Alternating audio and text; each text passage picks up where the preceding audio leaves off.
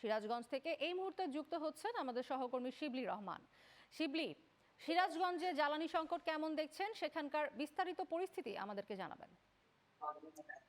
জি, এই মুহূর্তে কিন্তু আমি দাঁড়িয়ে রয়েছি সিরাজগঞ্জের সিরাজগঞ্জ ফুলি পার্কের সামনে থেকে, এবং এখান থেকে কিন্তু আসলে সকাল ৮টা থেকে কিন্তু রাত ৮টা পর্যন্ত কিন্তু জ্বালানি তেল সরবরাহ করা হচ্ছে।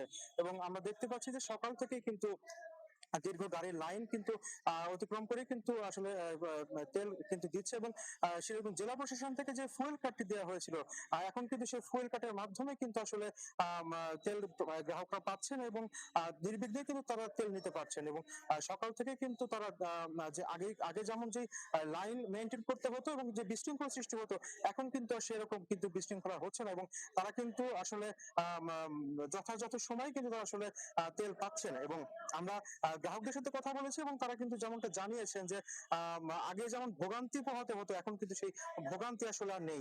তারা কিন্তু স্বস্তির সাথেই কিন্তু তেল নিতে পারছেন।